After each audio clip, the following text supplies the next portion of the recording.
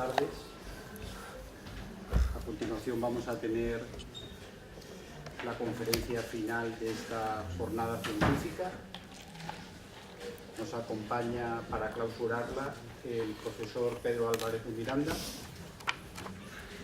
Pedro Álvarez de Miranda es catedrático de Lengua Española en la Universidad Autónoma de Madrid y académico de la Real Academia Española.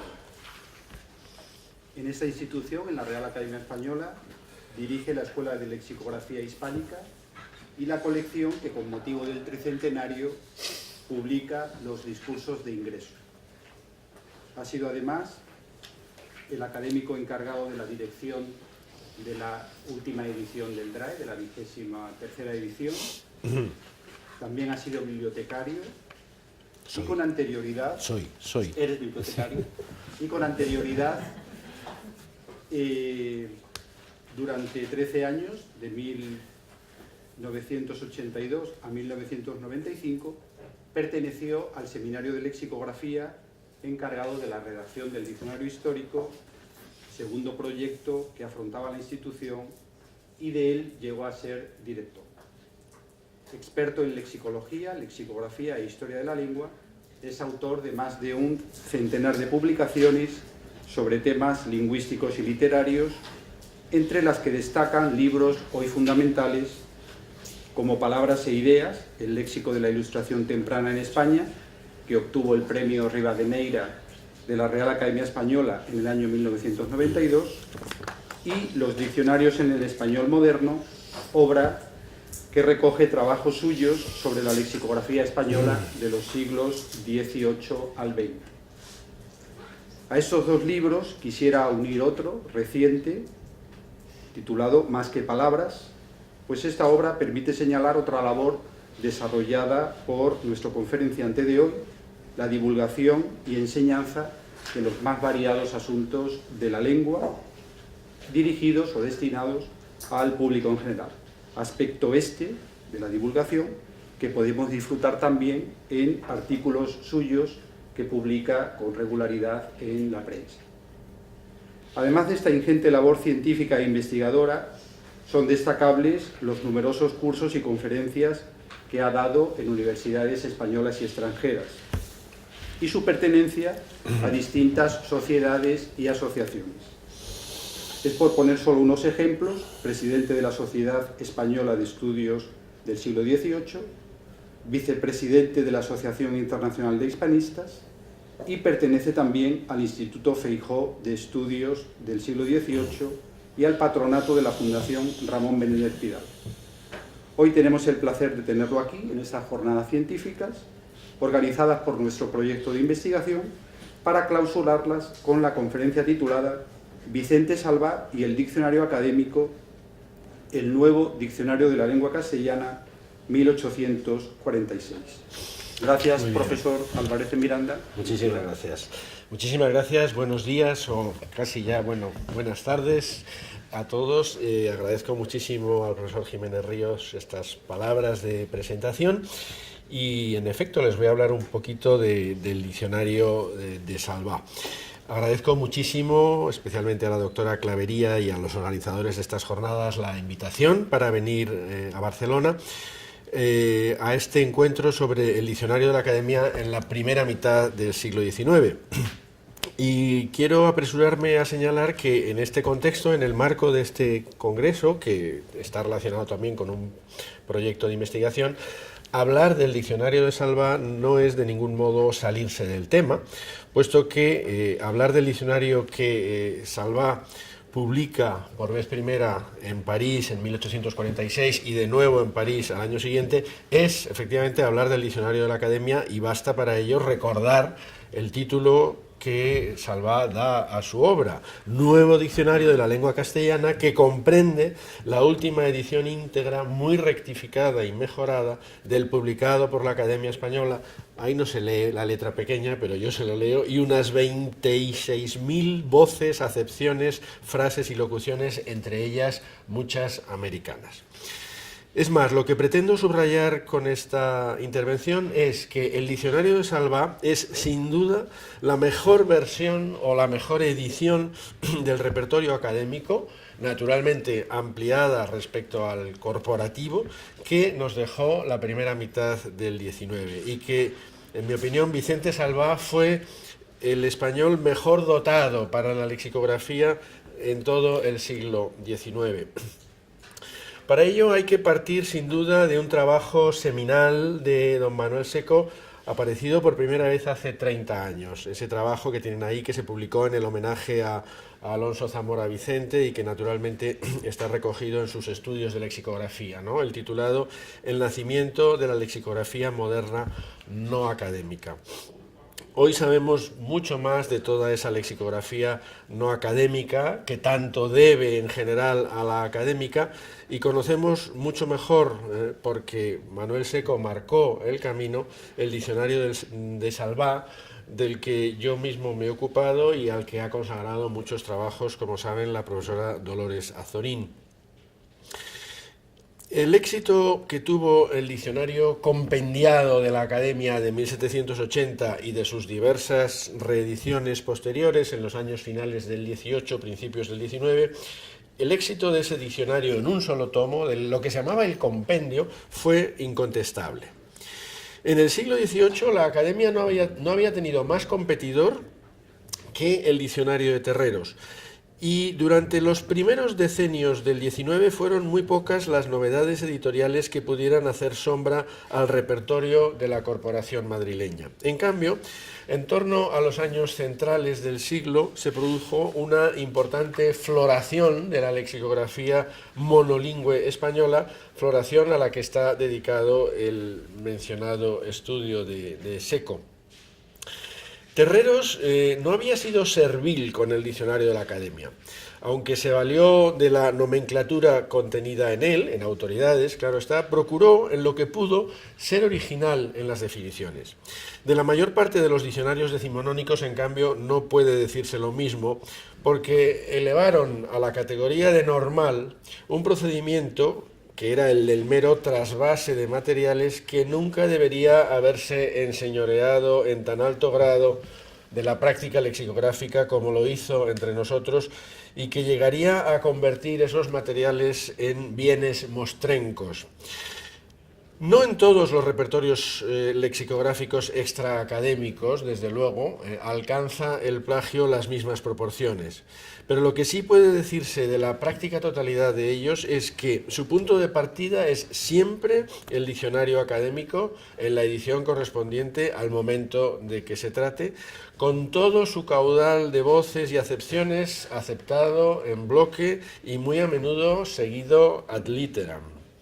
La calidad o el interés de unos repertorios u otros vendrán dados entonces por el margen de originalidad que sus autores sean capaces de añadir a esa base. Lo curioso es que de esto no cabe inferir que esos lexicógrafos adopten una actitud reverencial hacia la Academia. Más bien al contrario, siendo como son los diccionarios, entre otras cosas, productos comerciales, las leyes del mercado aconsejaban que no se diera tregua al competidor, y menos a un competidor tan poderoso como la Academia. Y así es frecuente que en los diccionarios a los que me refiero menudeen los ataques más o menos justificados al léxico oficial, al que por supuesto inevitablemente, y por lo general desde la portada misma, dicen superar en el caudal de voces y acepciones inventariadas. Hay, en efecto, en la lexicografía decimonónica una marcada prevalencia de los criterios cuantitativistas y en bastantes de sus productos una cierta propensión al gigantismo. Manuel Seco lo expresó con agudeza y con cierto humor en relación no solo con los de esa época, sino también con los posteriores. Dijo, todos los diccionarios se nutren básicamente del diccionario académico, y esa frase que me parece muy aguda, aunque no muchos tengan la honradez de decirlo y no pocos tengan el cinismo de vituperar la mina explotada. Pues bien, no es este el caso, y de ahí su interés, del diccionario que el librero editor, bibliófilo, erudito y político liberal don Vicente Salvá publicó en París en 1846. Un repertorio que desde su portada misma declara con honradez, con transparencia, ser una versión ampliada y mejorada del repertorio académico. Ahí la tienen de nuevo con letras más grandes y que se titula Nuevo Diccionario de la Lengua Castellana, que comprende la última edición íntegra, muy rectificada y mejorada del publicado por la Academia Española y unas 26.000 voces, acepciones, frases y locuciones, entre ellas muchas americanas. Como digo, de esta portada, de este título, cabe decir lo que no puede decirse de otras muchas portadas del siglo, de diccionarios del XIX, que lo que ahí se dice es veraz, que lo que ahí se proclama o se anuncia es verdad, es cierto. Pues bien, veamos cuál fue, digamos, el medio lexicográfico y editorial en que surgió el diccionario de Salvá y los pasos previos que su autor dio hasta desembocar en esta publicación de 1846. La hegemonía del diccionario académico era efectiva especialmente en España, pero no tanto en la América hispana, que entonces estaba bastante desvinculada de la antigua metrópoli como consecuencia de los procesos de emancipación y que en cambio había vuelto el rostro con interés y con avidez hacia París. La capital de Francia se convierte en un importante foco editorial de libros en español destinados al mercado americano, incluido un buen cupo de diccionarios.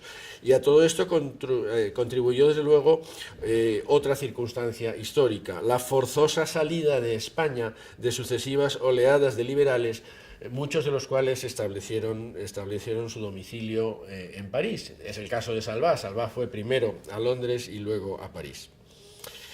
Para el desterrado, para el extrañado de su patria, la lengua se convierte en un importantísimo asidero vital y emocional. Siente su lengua el exiliado como una patria, pero a que se convierta en asidero contribuyen también motivaciones de índole menos espiritual y relacionadas, en cambio, con la perentoriedad de la supervivencia cotidiana. El emigrado tiene que procurarse el sustento, tiene que ganarse la vida, y la lengua nativa, nostalgias aparte, puede sacarle de apuros. Ya lo señaló Vicente Llorens, que la enseñanza del español fue una actividad frecuente de los liberales en Inglaterra. También lo fue, desde luego, la publicación de obras para su aprendizaje, ortografías, gramáticas, diccionarios, antologías. En este último aspecto, el principal centro de irradiación está, sin duda, en París, y uno de sus objetivos, como digo, era el mercado hispanoamericano. Llegó a establecerse una especie de reparto de mercados, ¿no? La academia controlaba en términos generales el mercado nacional, aunque aquí también le surgirán competidores desde los años 40 en adelante, Peñalver, luego Domínguez, etc. Y en cambio varios libreros parisinos se repartían el mercado de las antiguas colonias españolas, aprovechando la menor penetración ultramarina del diccionario de la academia. Prueba de ese reparto es que los ejemplares de las obras lexicográficas impresas en París, a las que aquí me estoy refiriendo y voy a referirme, son en general hoy todavía sumamente raros en las bibliotecas y en las librerías de viejo españolas. Toda la lexicografía de la primera mitad del XIX depende del diccionario de la academia, pero no toda lo hace de la misma forma ni en el mismo grado. Podemos encontrar tres tipos de productos derivados del repertorio corporativo. Primero, las reducciones o abreviaciones del repertorio académico. En segundo lugar, las apropiaciones sin más, es decir, las ediciones íntegras del diccionario de la academia, pero no controladas por ella. Y finalmente, las ampliaciones. Ni que decir tiene que este grupo es el más interesante, el de las ampliaciones, y a él pertenecen el diccionario de Núñez Taboada de 1825 y el de Salvá de 1846, impresos ambos en París. Mucho más valioso el segundo, el de Salvá, que el primero. o en España el Panléxico de Peñalver y el diccionario de Domínguez. Por cierto, el diccionario de Domínguez, aunque en la ponencia de la doctora Azorín, siguiendo al nuevo tesoro lexicográfico, se le asigna la fecha 1853, eso es algo que yo creo, bueno, es un error del nuevo tesoro. En realidad, esa edición se puede dar como de 1846-47, lo que pasa, y porque es una reproducción con las mismas planchas, de manera que, aunque en el nuevo tesoro se le puso la fecha 1853, se le puede dar la fecha 1846-47. En realidad, el primer tomo lleva pie de imprenta del 46, pero luego lleva una dedicatoria de Domínguez fechada ya en el 47. Por tanto, eso quiere decir que no se había distribuido todavía, tal vez se había impreso, pero no distribuido. En fin, se puede dar 47 para los dos tomos del Domínguez. Bien, comenzamos entonces por las abreviaciones. Las ediciones abreviadas seguramente se inspiraron en las que ya se habían hecho del Dictionnaire de la Académie Française, que eran muy frecuentes a finales del 18 y sobre todo en la primera mitad del 19. Pues bien, para el diccionario español podemos citar dos, las dos del año 1826. Esta, Diccionario de la Academia Española, edición abreviada por don Vicente González Arnao, otro liberal exiliado, de la última hecha en Madrid en 1822, París en la librería de Parmentier en 2 volúmenes. La advertencia preliminar, que no está redactada por el propio González Arnao, sino por los editores o promotores de la obra, anónimamente y en primera persona del plural, ahí leemos lo siguiente: el justo aprecio que los sabios dan al diccionario de la lengua castellana dispuesto por la Academia Española nos ha hecho pensar si sería posible reducirlo a un volumen más manual, sin quitarle nada de cuanto el saber y continua laboriosidad de aquellos académicos ha reunido en él de útil y necesario para conocimiento de este hermoso idioma. Por fortuna, hallándose en París un antiguo individuo de la misma academia, es verdad, González Arnao era académico, digamos, lo seguía siendo, aunque en el exilio, y que como tal ha sido por muchos años uno de los cooperadores del diccionario, hemos consultado con él la posibilidad del cumplimiento de nuestros deseos y con sus luces y bajo su dirección hemos conseguido dar, como damos en esta edición, el diccionario entero de la Academia Española sin alteración sustancial alguna y reducido, sin embargo, a cerca de la mitad de su volumen. Bien, todo este ropaje con que se presentan estas obras, lo único que está reflejando es que era un buen negocio, digamos, servirse del diccionario de la Academia publicándolo.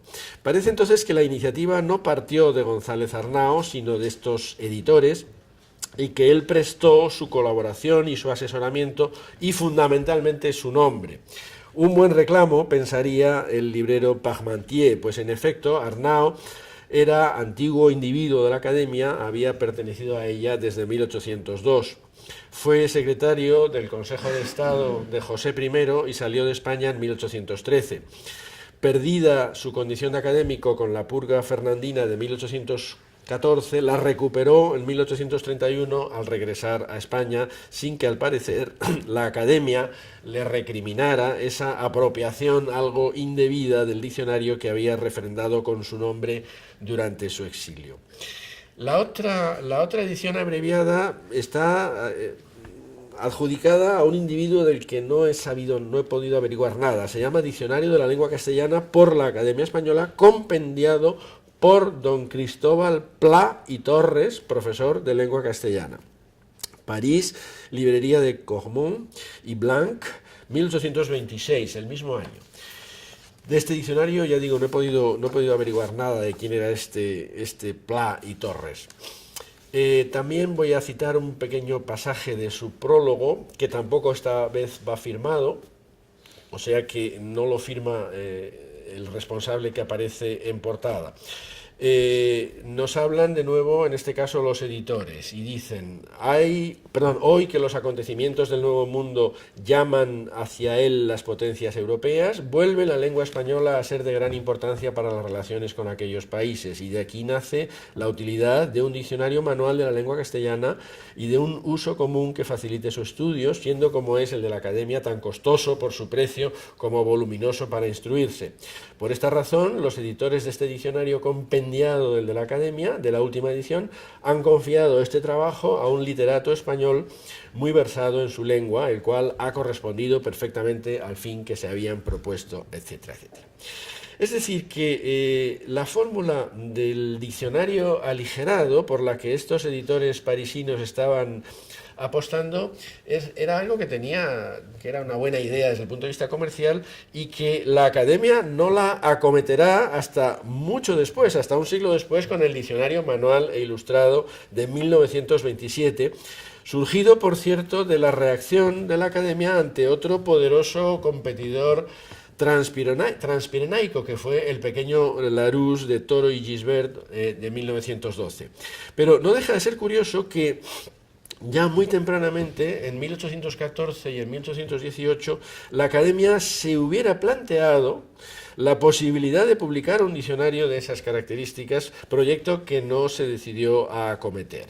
Es decir, que la Academia se daba cuenta de que le estaban usurpando una parcela de mercado que en la que no se decidió a competir. Más resolutos y sin muchos escrúpulos, los libreros parisinos a los que me estoy refiriendo le ganaron la partida por la mano a la Academia. En segundo lugar, apropiaciones. También son todas parisinas, aunque algunas se presenten como impresas en Madrid. Pueden presentarse como impresas en Madrid y ser mentira, estar realmente impresas en Madrid. Puede ser un falso pie de imprenta. En este apartado cabe reseñar por lo menos otras dos.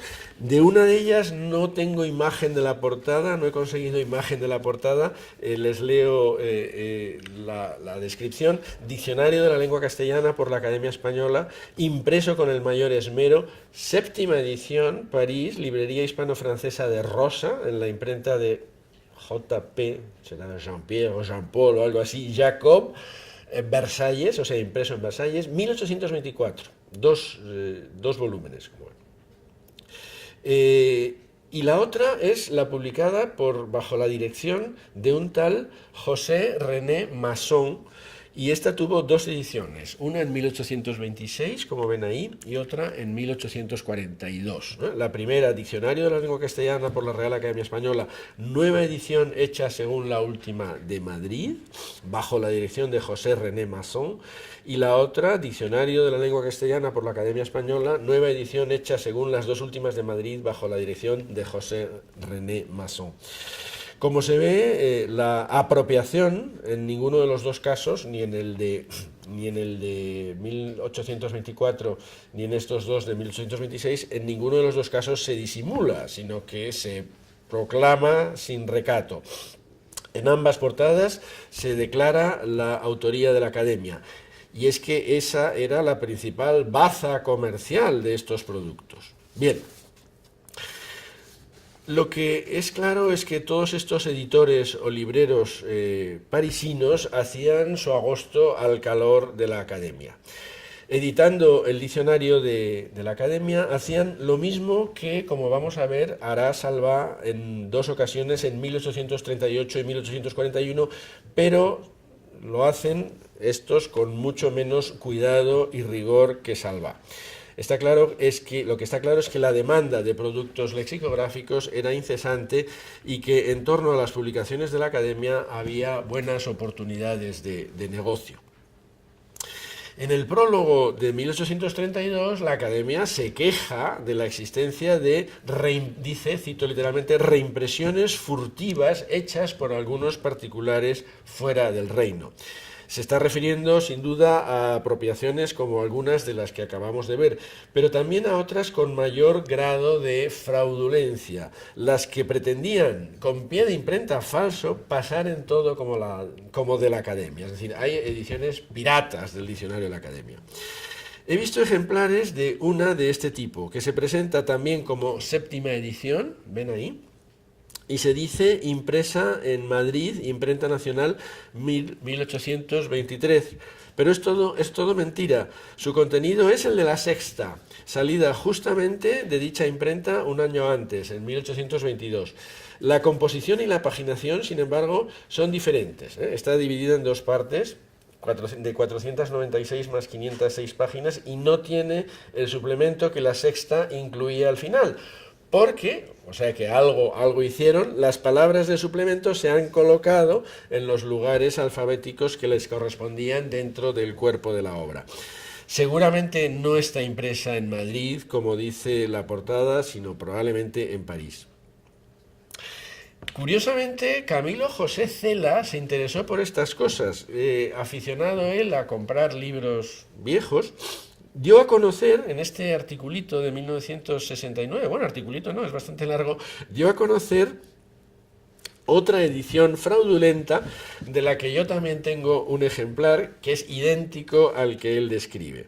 Aunque la portada en formato algo menor reproduce o imita la de la novena de 1843, ahí tienen, a la izquierda es la falsa, ¿eh? Y a la derecha la auténtica, y ya ven que no son iguales, ¿no? Basta ver, por ejemplo, la distancia que hay entre la línea que dice la Academia Española novena edición, bueno, y el grabado se ve que es distinto también, ¿no? Es decir, que esta, la de la izquierda, que es la que tenía Cela y yo también tengo, es la falsa. Claro, me hace más ilusión tener la falsa que la auténtica, ¿no? Porque es como más, la auténtica está en el Nuevo Tesoro y la falsa no. Pues bien, ahora viene algo curioso. El resto del libro, no solo el prólogo como creyó Cela, sino también el cuerpo de la obra, no corresponde al texto de la octava, no corresponde al texto de la novena, sino al de la octava. Es decir, para mayor complicación, y de esto tampoco se dio cuenta Cela, la edición que se piratea no es propiamente la de la Academia de 1837, sino la que, como vamos a ver ahora, había hecho Salvá en 1838, con la que coincide en todo a plana y renglón. Probablemente está hecha con las mismas planchas de la edición que hizo Salvá del Diccionario de la Academia en 1838.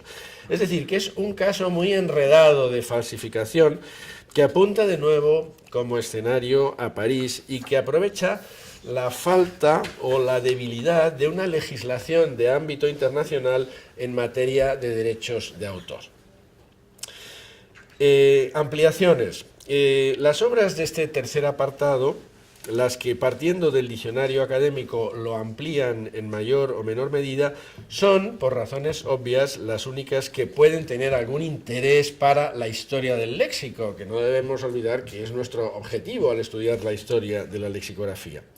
Pues bien, la primera que encontramos se debe, como les decía, a otro desterrado, ¿no? A don Melchor Manuel Núñez de Taboada, traductor muy activo y, por lo que sabemos de él, personaje de vida política bastante agitada, que parece que tuvo relación con Moratín y que había publicado ya un diccionario bilingüe español-francés en 1812, cuando dio a luz en París en 1825, adelantándose un poco, por tanto, como se ve a esas dos abreviaciones que acabamos de ver de 1826, la de Arnau y la de Pla, dio a luz este diccionario de la lengua castellana, para cuya composición se han consultado los mejores vocabularios de esta lengua y el de la Real Academia Española, últimamente publicado en 1822, aumentado con más de 5.000 voces o artículos que no se hallan en ninguno de ellos.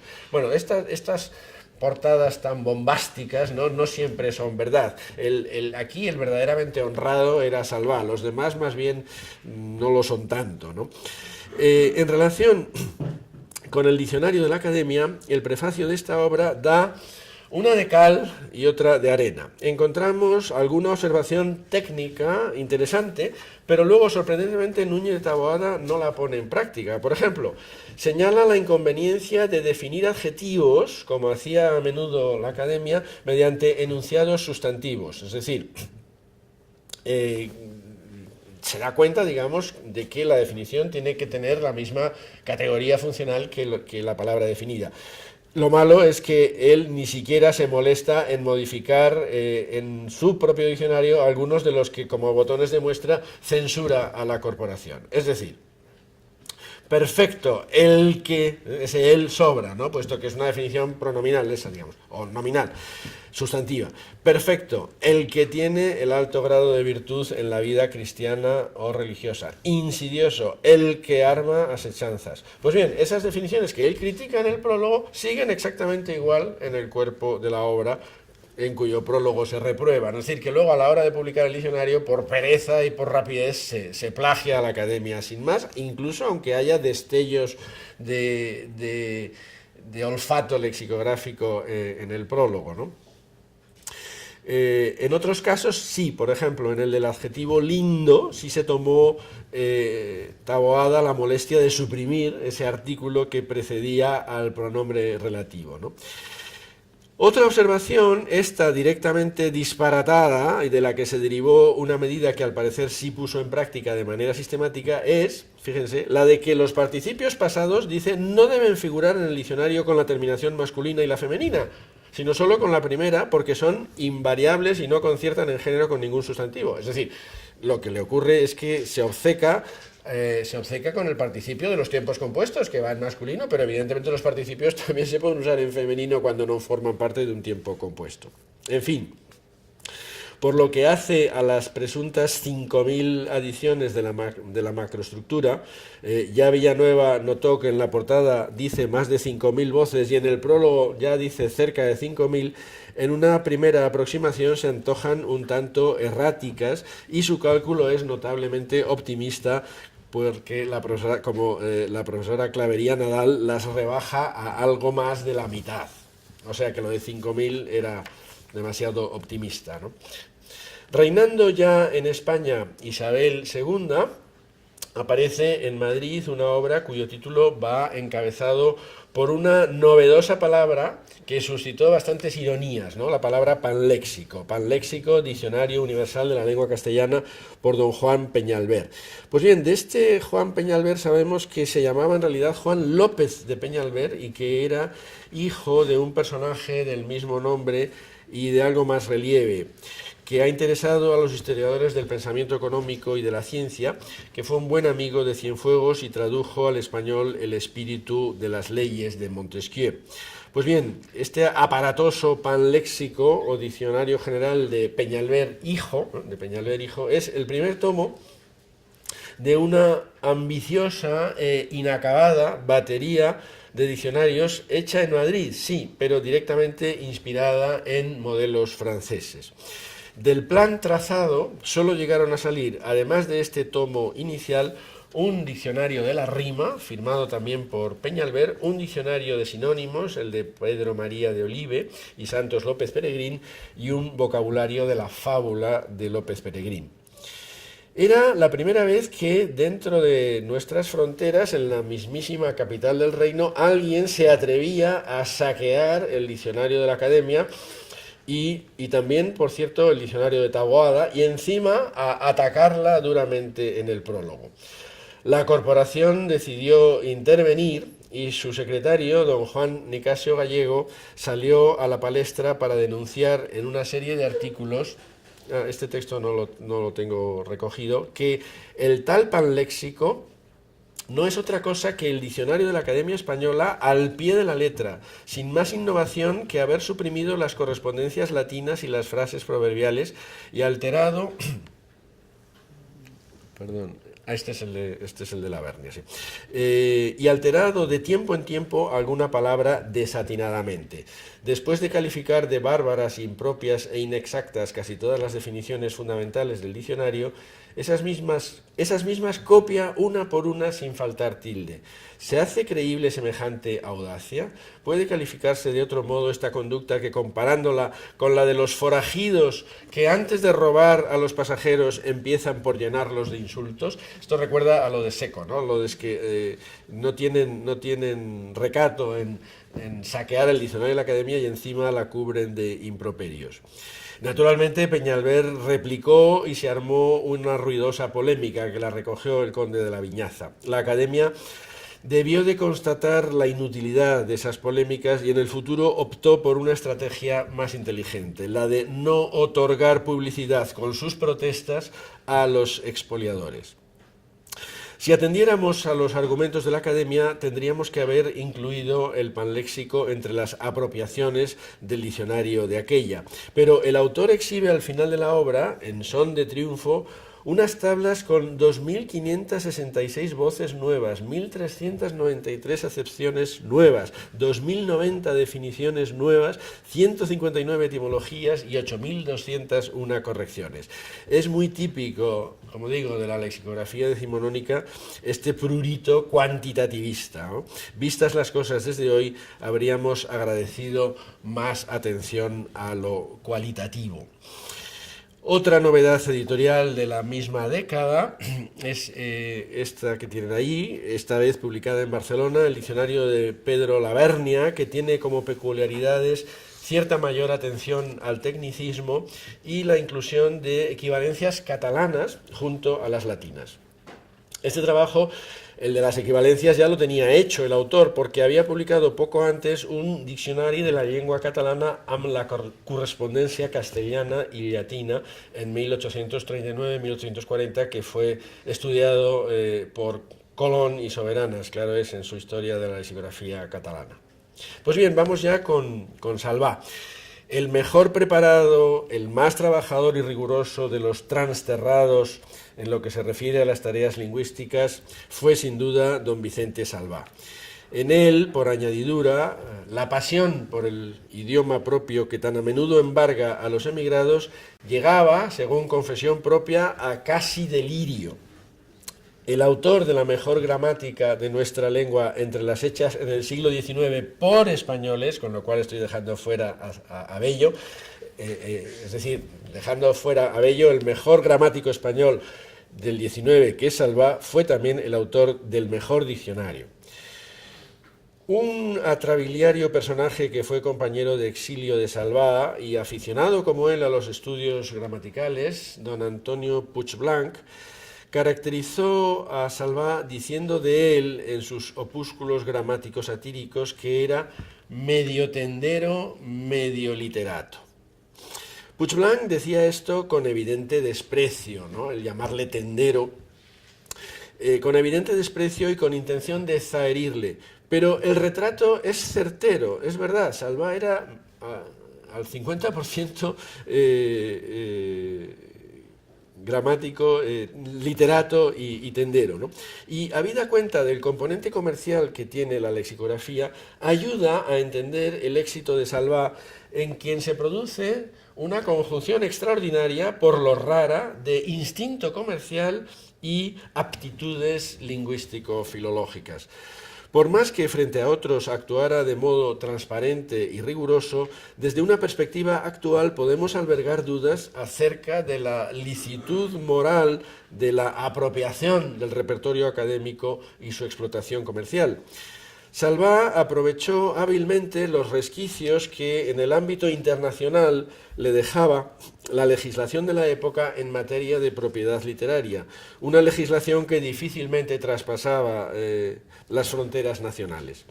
Sabía que podía reeditar en Francia el diccionario latino-español de Balbuena o el diccionario de la Academia, o que podía reeditar en España el diccionario de legislación de Scriche, que había aparecido antes en Francia. De hecho, salió airoso de los pleitos que le interpusieron tanto los editores españoles del Balbuena como el propio Scriche. Es decir, le surgieron pleitos comerciales a Salvá de los que salió airoso porque no había, digamos, legislación en materia de derechos de autor a nivel internacional. Pero insistamos en que la aprobación que Salvá hace de esos repertorios tiene al menos dos rasgos que la diferencian de las prácticas mucho más fraudulentas a que se entregaban otros. Uno de esos rasgos positivos, digo, o por lo menos de sinceridad, uno es que la apropiación se reconoce desde la portada misma de las obras, a diferencia de lo que practicaron otros como Taboada, Peñalver, etc. Y el otro rasgo de honradez es que estas obras salen muy mejoradas de las manos de aquel laborioso editor que fue Salvá. que se inició en la práctica lexicográfica trabajando primero en varios diccionarios bilingües, ¿no? El de español e inglés de Newman y Baretti, ampliado por Seoane, que Salvá revisó, el latino de Balbuena, como ya he dicho, que se convirtió gracias a él en el nuevo Balbuena, un diccionario bilingüe español-francés en el que trabajó intensísimamente, pero que no llegó a concluir y que por tanto no llegó a ver publicado. Apareció póstumamente y no sabemos, por tanto, en qué medida lo que se publicó ya, porque Salvá muere en el 49, era lo que él había dejado hecho o si intervinieron otros. Él mismo confiesa que su afición a esta clase de estudios, a los diccionarios, la arrastraba desde la adolescencia, época en que ya empezó a reunir anotaciones extraídas de sus lecturas de los clásicos, diccionario de la Academia en mano.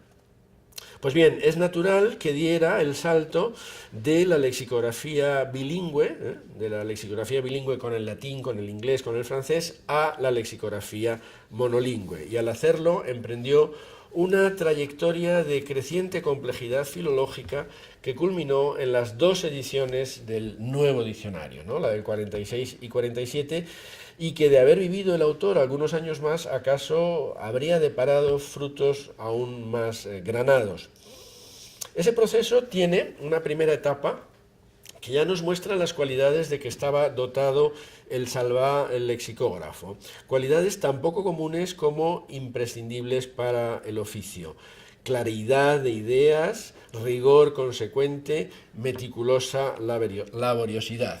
Me refiero a las dos impresiones o ediciones hechas por él de la octava edición del Diccionario de la Academia y a sus dos ediciones del Nuevo Diccionario.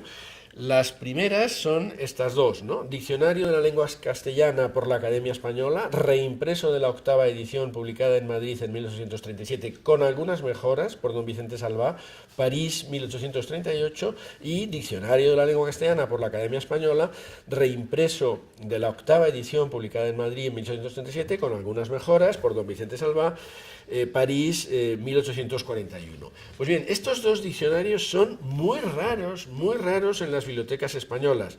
Sin duda, como he dicho, porque no era España su destino comercial prioritario.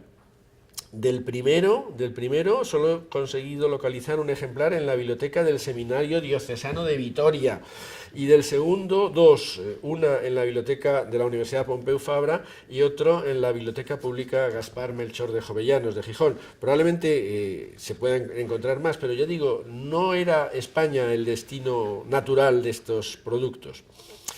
Aunque las dos ediciones, como han visto ahí, tienen... como ven ahí, tienen el mismo número de páginas. Perdón. Sí, esa indicación vale para las dos.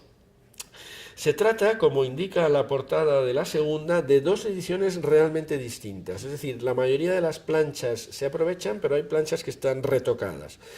En cuanto a los preliminares, además de los preliminares que reproducen los del diccionario académico, es decir, el prólogo de 1837, la relación de académicos con indicación de los fallecidos, es decir, que uno dice, bueno, ¿y para qué incluye esto Salvá? Bueno, pues para parecerse lo más posible al diccionario de la Academia, con indicación de los fallecidos, los académicos fallecidos desde la fecha de la edición precedente, la explicación de las abreviaturas, etcétera. Además de eso, ambas ediciones incluyen una misma advertencia del editor, que esta sí que es de Salvá, que en la primera edición va fechada, como ven ahí, en París, el 19 de marzo de 1838. Y en la segunda, que omite ya esa indicación de fecha, va acompañada por un breve complemento, que se titula Dos palabras sobre esta segunda edición. Pero en cuanto al cuerpo del diccionario, las diferencias entre la edición del 38 y la del 41 son pequeñas y afectan a un número perfectamente precisable de páginas, porque el propio Salvá nos da una puntual relación de los retoques introducidos. Es decir, Salvá aprovecha las planchas del 38 y algunas las corrige, lo cual ya tiene cierto mérito, ¿no? En vez de reproducirlo todo, absolutamente todo, exactamente igual, retoca algunas planchas y nos da además una relación de esos retoques. Es decir, que Salvá era muy puntilloso y muy cuidadoso en todo. La advertencia del editor de las ediciones del diccionario académico puede considerarse un modesto, pero ya interesante anticipo de la importantísima introducción del adicionador, mucho más extensa, que unos años después Salvá pone al frente del nuevo diccionario. Con ecuanimidad, Salvá sale en defensa de la academia frente a los que la atacan a la ligera. Viene a decirnos que una cosa es predicar y otra dar trigo. El que critique a la academia, que produzca un diccionario mejor.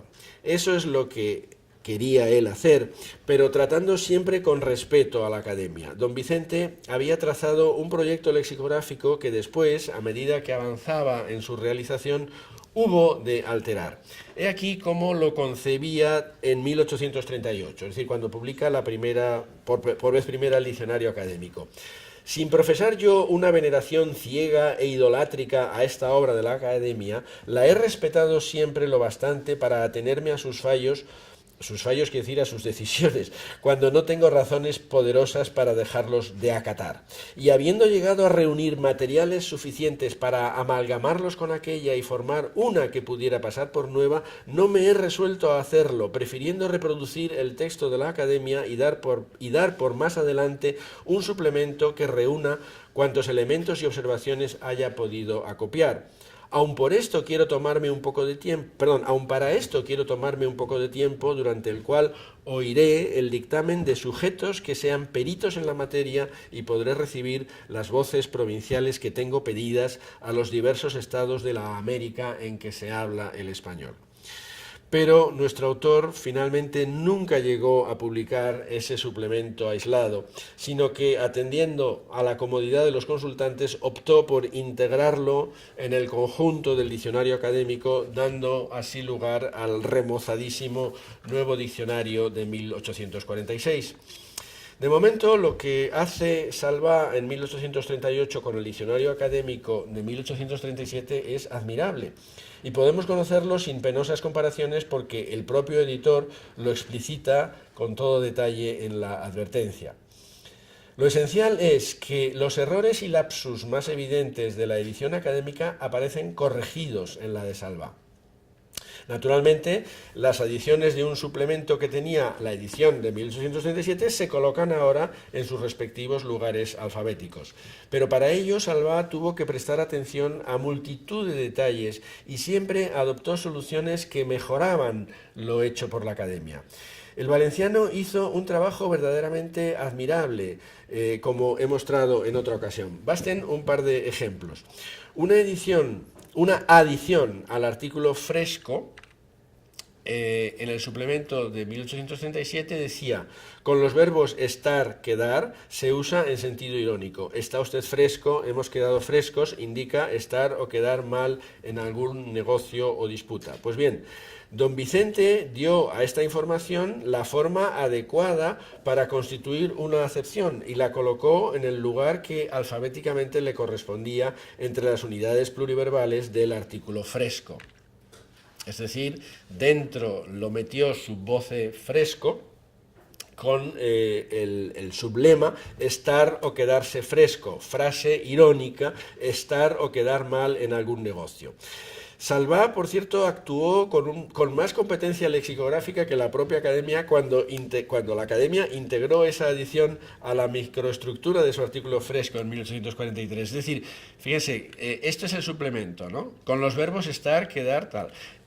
Salvá lo trata muy bien porque lo mete sub voce fresco con un lema, digamos, de locución verbal, ¿eh? Estar o quedar fresco. En realidad no es una locución verbal, pero bueno, mejor que la academia si lo hace, porque la academia se limita a añadir, a partir de ahí, de ese último signito que aparece ahí, con los verbos estar y quedar se usa en sentido irónico, es decir, se limita a reproducir la adición que ella había hecho en 1837, Salvá la había integrado mejor en el artículo. La locución de resultas, que tenía lema propio, alfabetizada en la R, claro, resultas de, en en 1837, no en el suplemento, en el cuerpo del diccionario, fíjense, Salvá le da un tratamiento mucho más coherente, la mete dentro del artículo resulta y al final un lema interno, ¿no? Un sublema de resultas, modo adverbial. Es decir, Salvá era un lexicógrafo más perito que la academia, ¿no? Y fíjense que lo que hizo Salvá, la academia no lo aprovechó para mejorar su diccionario, sino que en 1843 la academia sigue poniendo resultas de, en vez de integrarlo en el artículo resulta. Otro ejemplo más, una de las acepciones finales del artículo pelo va precedida en el diccionario de la academia de manera bastante chapucera, tras esa doble barra vertical dice y señales, como si fuera pelo y señales, ¿no? Salvá, que no se le escapa ningún detalle, en su edición pone pelos y señales, porque si no en la academia parecía que había que suplir el lema, y no, el lema va en plural. Es decir, Salvá no es un pirata inescrupuloso del diccionario de la academia, sino que mejora mucho, bastante, en cuanto a la técnica y a la finura lexicográfica, el diccionario de la academia. Se precia incluso de que su edición sigue la ortografía prescrita por la academia más fielmente que la de la propia corporación. Corrige, como es natural, las erratas advertidas por la academia al final de la edición de 1837 y otras 1000, dice, que él ha encontrado. Complaciéndose sin duda en mostrar su superior cuidado, señala que ha detectado erratas hasta en la fe de erratas. Pero todo esto lo hace con elegancia, sin ensañarse en ningún momento con la academia, incluso aunque encuentre gazapos monumentales que desgrana con meticulosidad implacable. Por ejemplo, el refrán tiraos, padre, y pasarse a mi madre, su voce padre, lo corrige en tiraos, padre, y posarse a mi madre, y advierte, esta errata viene de la primera edición del diccionario, es decir, que era una errata repetida edición tras edición, y la corrijo con arreglo a la centuria novena de la filosofía vulgar de Juan de Mallara. Es decir, que se preocupa de corregir una errata no con fundamento filológico. Dice que las pruebas de su edición han sido leídas todas 1 y 2 veces por 5 españoles habituados a este tipo de trabajo.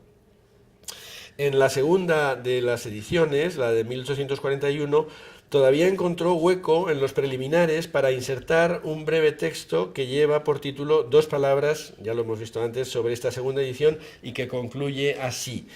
Tales son las mejoras que, a más de la del papel y el tirado, notarán los lectores en esta segunda edición para preferirla a la primera. Aquellas les probarán que si el estado débil de mi cabeza no me permite continuar al presente las empresas que requieren más atención asidua y seria, no renuncio por ello al esmero que he puesto siempre en que sean correctas y nítidas todas mis impresiones. Salvá tendría alguna esperanza de que su trabajo repercutiera en la calidad del propio trabajo académico, pero sus 2 ediciones, despachadas fundamentalmente en Francia y en la América hispana, apenas debieron de circular por España y desde luego la academia las ignoró. Prácticamente ninguna de las enmiendas introducidas por Salvá se incorporará a la novena edición, a la del 43. Así que, don Vicente, acaso algo decepcionado al comprobar en 1843 que los retoques tan respetuosamente propuestos por él en aquellas 2 ediciones habían caído en el vacío, decide dar a la luz en 1846 un diccionario que ya con justicia puede considerarse como el suyo y al que, con no menos fundamento, rotuló como nuevo, ¿no? Esas son las 2 ediciones. Lo publicó, naturalmente, su propia librería, ¿no? La librería parisina de don Vicente Salvá, en 1846, es la portada que tienen a la izquierda, y hasta tal punto este diccionario quiere seguir conteniendo en su interior la totalidad de la Academia, no ya como sus antecesores, la edición de 1837, sino ahora la de 1843, que reproduce de él sus preliminares, incluida la lista de los miembros de la corporación. Salvá, siempre perfeccionista, publicó una segunda edición corregida y mejorada solo un año después de la primera, en 1847, la que tienen ahí.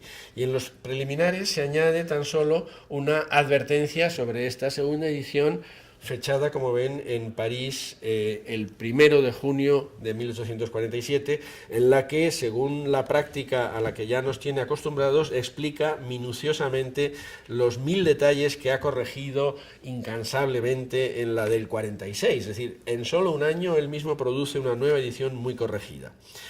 Había reunido una cosecha lexicográfica que podría haber constituido por su parte un nutrido suplemento a otra edición más del diccionario de la Academia, como nos decía él mismo, pero ante la incomodidad que ello hubiera supuesto para el manejo de la obra, se decidió a refundir todo en un único listado alfabético, introduciendo sus enmiendas y adiciones en el lugar correspondiente y habilitando un sistema de marcas que permitiera al lector distinguir con claridad, como decía la profesora Azorín, distinguir con claridad lo que era de la Academia y lo que caía bajo su responsabilidad. Y para ello llevan una cruz los artículos enteramente añadidos por Salvá, un asterisco aquellos en los que es añadido lo que se encierra entre paréntesis cuadrados, y un calderón que da a entender que el artículo no ocupa el lugar que le había señalado la Academia, que se ha variado algo su redacción o que sus partes están ahora colocadas por diverso orden del que guardan en la edición matritense. Nótese, por tanto, que la aportación de Salvá queda perfectamente delimitada, lo que, insisto, es excepcional en la práctica lexicográfica no ya del siglo XIX, sino también del XX. Con suma elegancia y tal vez con una pizca de ironía, después de haber explicado los 1001 detalles en que ha corregido a la Academia, aún se preocupa de advertir que si tanto cuidado ha puesto en que se sepa lo que es de su cosecha, ha sido, dice, para que no se le imputen a la Academia mis yerros. Eso yo creo que es un poquito irónico. La introducción del adicionador que puso Salvá al frente de esta obra es un texto de subidísimo interés para la historia de la lexicografía española y aun para la historia de nuestra lengua. Baste decir que no se encontrará en todo el siglo XIX español un cuerpo de doctrina lexicográfica semejante a este en agudeza, en densidad de ideas, en modernidad y en rigor. Hacia la Academia, Salvá adopta la actitud adecuada, una actitud respetuosa sobre todo por su pasado, pero crítica con los muchos defectos que encuentra en el diccionario de 1843 y que señala con demoledora acumulación de pruebas en unas extensísimas notas a pie de página. Esa introducción tiene unas notas verdaderamente larguísimas y muy densas, ¿no?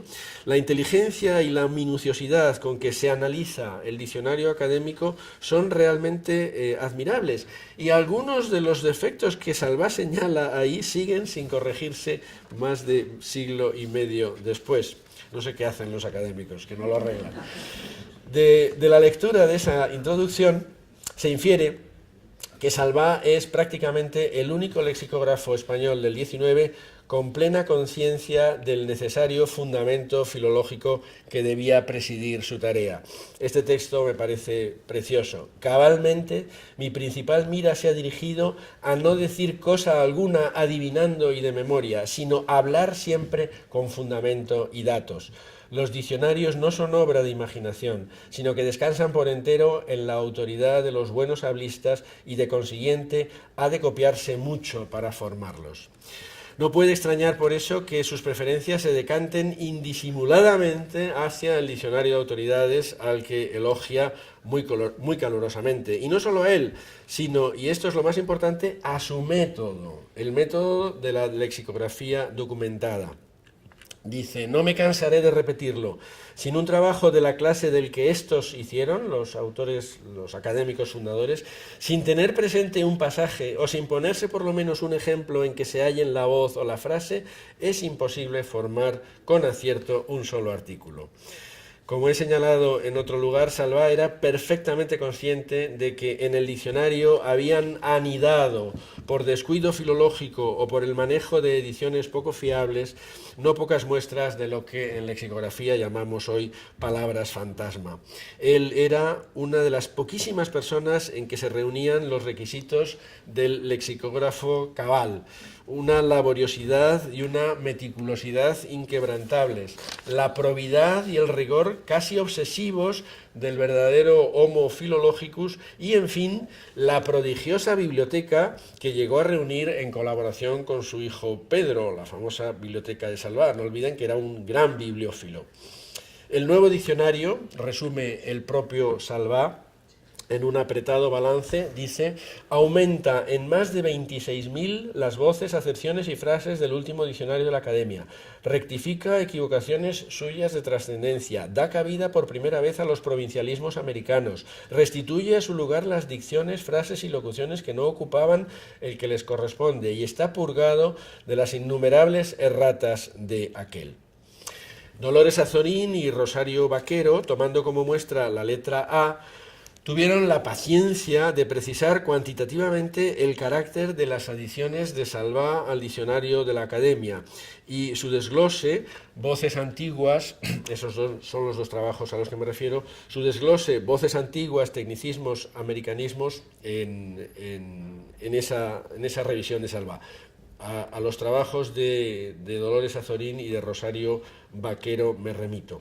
Lo que más llama la atención de su recuento es el alto porcentaje que dentro del conjunto de aportaciones originales de esa letra, de la letra A, 1.342, corresponde a las voces antiguas. Exactamente 609, o sea, algo más del 45%. Los tecnicismos suponen un discreto 10% y téngase en cuenta que el recurso al tecnicismo siempre ha sido un socorrido expediente para hinchar la nomenclatura de un diccionario. Siguen los americanismos, representados solamente con 55 casos, el 4%, en la primera letra del alfabeto, pero que alcanzan una cifra muy estimable, 1.543, cifra que también debemos a la diligencia de las citadas investigadoras. En el conjunto de la obra, repárese en que la Academia seguía prácticamente anclada en el centenar y pico de americanismos registrados en autoridades y en que la lexicografía especializada en los llamados provincialismos de América apenas había empezado a despuntar en 1846. Por mi parte, pude añadir alguna muestra cualitativa del modo de proceder de Salvá. Tomando para mi calicata el único fascículo publicado de la letra B del Diccionario Histórico del Seminario de Lexicografía, pude comprobar que es en las voces antiguas, voces con alguna presencia en textos literarios del período medieval o del período clásico y también en los americanismos, donde más brilla la originalidad del autor del nuevo diccionario. Salvá trabajaba como él pedía que se hiciera, con fundamento y datos, aunque no los revele e incluso aunque eventualmente se equivocara al interpretarlos. Para valorar su mérito, no se olvide que Salvá publica el nuevo diccionario en fecha tan temprana como es 1846. ¿De qué textos medievales podía disponer entonces y en qué ediciones? Solo existía la colección de poesías castellanas anteriores al siglo XV, reunida por Tomás Antonio Sánchez, en la que están Berceo, Alexandre, Juan Ruiz, pero editados, desde luego, en forma harto precaria. El lexicógrafo no puede hacer milagros y ha de atenerse a la situación de los estudios filológicos en el momento en que trabaja. En cuanto a los americanismos, y aparte de sus búsquedas en obras como las de Fray Pedro Simón o Jorge Juan y Ulloa, acude a los únicos repertorios impresos entonces, que eran el de Alcedo, de 1789, y el de Pichardo, de Voces Cubanas, de 1836. No había más, pero como eso era muy poco, escribe solicitando ayuda a distintos corresponsales americanos, de los que obtendrá frutos más bien escasos. Se hace con algún vocabulario manuscrito, en caso de duda acude nuevamente por correo o de palabra a sus informantes, etc. Al lector del diccionario, nos dice, se le hará difícil creer que un artículo tan breve como el dedicado a frijol, un artículo que ocupa una línea, dice, es resultado de 3 apuntes en mi libro y de 4 cartas en el acto de enviar el original a la imprenta. Es decir, que detrás de una línea hay mucho trabajo que ha empleado en ella. Esforzada profesión la del lexicógrafo, que decide que la suya no sea mera obra de imaginación. Por cierto, que en el nuevo tesoro lexicográfico puede verse que, en efecto, el de Salvá fue el primer diccionario que recogió la palabra frijol. Lo que quiero sugerir es que Salvá llegó a reunir materiales suficientes como para haber publicado un muy estimable diccionario de autoridades. Más aún, que esa obra probablemente no habría desmerecido la consideración de diccionario histórico, bien que afectado por las limitaciones inherentes a la situación de los estudios filológicos a mediados del XIX. Si no lo hizo, fue sin duda, y es una lástima que no lo hiciera, que no nos diera ese diccionario en el que él estaba trabajando, lo hizo por atenerse al modelo lexicográfico que ya 9 ediciones del compendio académico habían consagrado, en lo que entran también, desde luego, condicionamientos comerciales. Salvá era un librero y sabía que iba a vender mejor una versión del diccionario de la Academia que esta gran obra erudita. Una obra documentada la apreciaría una minoría erudita, pero el grueso del público solo compra el diccionario para saber el significado de las voces y como guía normativa. He aquí cómo se explica Salvá en un párrafo que sigue inmediatamente al elogio que dedica a los 6 tomos del diccionario de autoridades. Dice: sobre cimientos tan sólidos descansa esta obra, el diccionario de autoridades, y sobre los mismos había de levantarse lo que se le agregara. Afortunadamente, mis apuntes se refieren a los pasajes en que he encontrado cada vocablo, por manera que me sería fácil formar un par de tomos, qué lástima que no lo hiciera, un par de tomos que continuasen los 6 del primer trabajo académico, confirmando la voz o acepción con una o más autoridades de nuestros más ilustres escritores antiguos y modernos, si se exceptúan aquellas que, o por muy usuales, no necesitan semejante apoyo o carecen de él por pertenecer al estilo familiar o a época muy reciente. Efectivamente, las voces familiares son difíciles de documentar en los textos, pero jamás he abrigado el pensamiento de formar una obra que no llenaría las miras de los que únicamente compran el diccionario y estos son los más para hallar explicada la voz que ignoran o tener una guía segura que les señale qué palabra es de buena ley y acreditado uso y no hija de las extravagancias del capricho o de la falta de estudio. Qué lástima, como digo, que no llegara a publicar esos 2 tomos. El método de Salvá es ni más ni menos el mismo método inductivo que, como certeramente ha subrayado Margarita Lliteras, presidió la elaboración de su gramática, y no deben desorientarnos a este respecto las referencias comunes entonces a las autoridades o a los buenos hablistas. Nuestro lexicógrafo debió de experimentar alguna frustración al no poder exhibir, para las muchas enmiendas y adiciones que hizo al diccionario de la Academia, las pruebas explícitas en que se fundaba. Ello hubiera, desde luego, incrementado enormemente la extensión de la obra, lo que afectaba a un planteamiento comercial que él no podía dejar de tener presente como buen librero que era. Seguramente por eso se explayó tanto en la introducción, plagada de ejemplos y casos concretos, cuya finalidad es convencer al lector entendido de que todo lo que viene después está rigurosamente respaldado. La continuidad de espíritu con la labor de los académicos fundadores es evidente, y por eso es muy de lamentar que Salvá no publicara aquel par de tomos. Quién sabe, conociéndole, conociendo su autoexigencia, sabiendo como sabemos que mejoró obsesivamente su gramática a lo largo de las 8 ediciones que tuvo tiempo de hacer de ella, hizo 8 ediciones de la gramática, solo 2 del diccionario, puede que en el caso de haber vivido unos años más, don Vicente se hubiera decidido a desligarse definitivamente del patrón académico para darnos lo que hubiera sido ya sin reservas su diccionario, su gran obra de plena madurez. Pero seguir especulando con lo que podría haber ocurrido o acerca de cómo hubiera podido ser esa obra de no haber fallecido Salvá en 1849 es jugar a la historia ficción. Manuel Seco ha expresado condensadamente el reconocimiento que debe merecernos el autor del nuevo diccionario. Salvá ha escrito Seco, podría haber sido el Littré español. En efecto, podría haberlo sido si hubiera vivido más tiempo y, sobre todo, si hubiera podido desprenderse de la pesada losa que para la lexicografía española siempre ha representado el diccionario de la Academia. Nada más. Muchas gracias.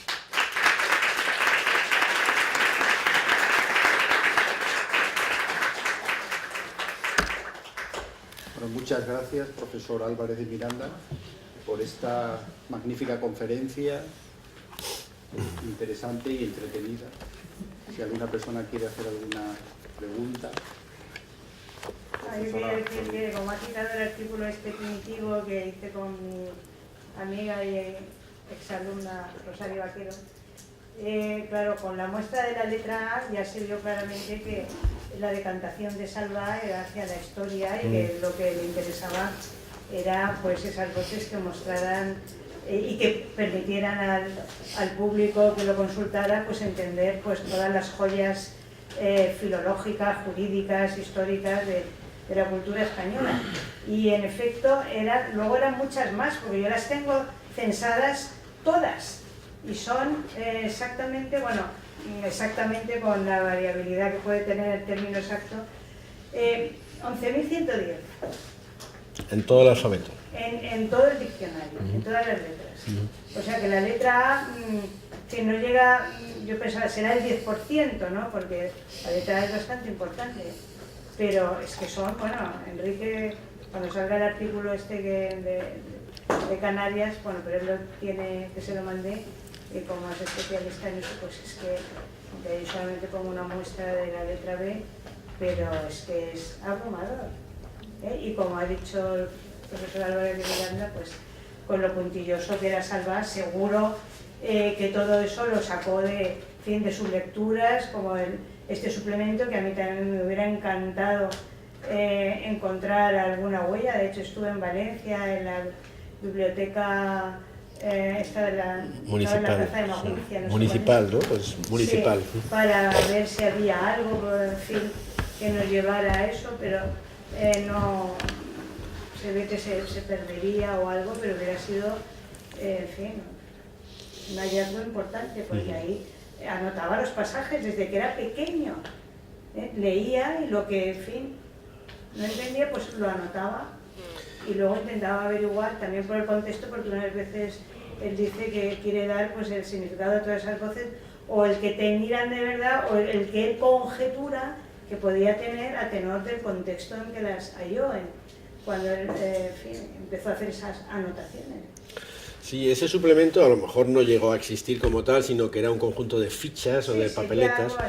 Y yo también estuve en Valencia tratando de encontrar algo, pero sin éxito, ¿no? Y es lástima porque esta señora que publicó la biografía de Salvá, Carola Reig Salvá, pues ella hubiera sido la única, en fin, la heredera que podría haber conservado esos papeles, pero no se han conservado. Bueno, está la correspondencia, que sobre todo cuando la redacción del nuevo diccionario, se lo contaba a mi compañera María Andrea, estuvo 2 años en París, encerrado en el almacén, además, que no tenía que ser algo muy cómodo, redactando el diccionario. Y también pues estaba como 12 o 14 horas, solo paraba para comer y luego se volvía a encerrar.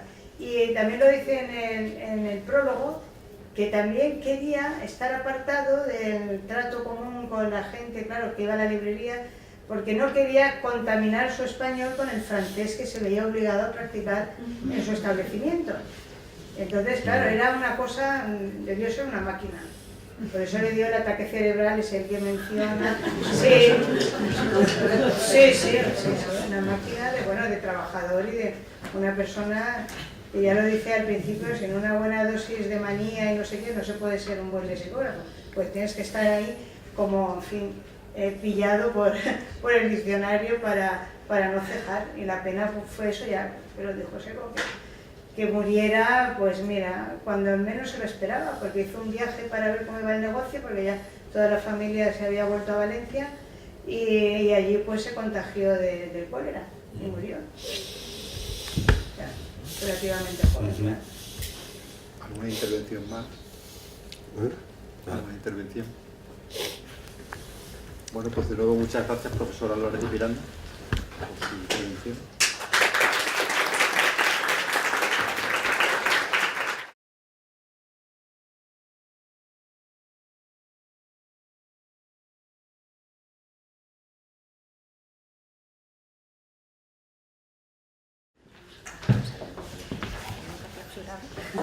Bueno, yo creo que el encuentro pensábamos que sería interesante y no nos ha defraudado ni un ápice. Hemos tenido oportunidad de sumergirnos plenamente en el siglo XIX, hemos hecho un viaje con una lección de historia de Maripaz Bataner, hemos transitado del diccionario a la gramática con María Antonia Martínez Linares, hemos examinado el léxico de alguna manera marcado y hemos ido del diccionario a la prensa y de la prensa al diccionario.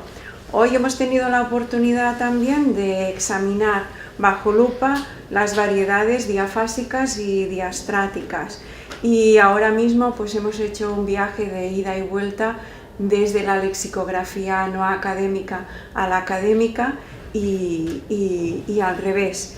Yo creo que todas esas contribuciones que tenemos que agradecer porque nuestros ponentes habían recibido un encargo y el encargo era que tenían que circunscribirse a la etapa que nosotros estábamos estudiando, por tanto su trabajo era doble. Pues nosotros vamos a tomar como punto de partida a partir de ahora pues todos esos datos y todas esas contribuciones que nos han ofrecido para intentar guiar nuestras investigaciones futuras y bueno, vamos a hacer como Salvá, ¿no? Intentar hablar siempre con fundamento y con datos. Muchas gracias a todos.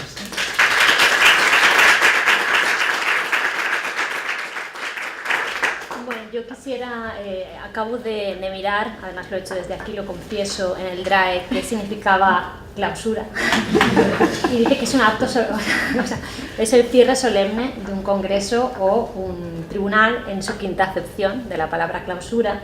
Entonces, en fin, digamos que desde la solemnidad relativa, ¿no?, que le da a uno ser director del departamento, pues yo quisiera, en nombre del Departamento de Filología Española, darles las gracias por habernos acompañado estos días, por supuesto a los ponentes, a los asistentes, que siempre son también importantes, ¿no?, y dar las gracias muy especialmente a la doctora Clavería por, bueno, desde su proyecto, que es uno de los grandes proyectos de nuestro departamento, pues haber reunido caminos y voces distintas en esta jornada, ¿no? Veía también que hay gente joven que inicia sus tesis, gente evidentemente de gran prestigio y que aquí se reúnen generaciones diferentes, ¿no? Yo creo que el éxito siempre de un proyecto de investigación es reunir generaciones diferentes y el éxito de una jornada es reunir voces distintas también, ¿no? Entonces, bueno, pues eso, darles las gracias y solemnemente clausurar el acto para cumplir con lo que el diccionario nos indica. Gracias.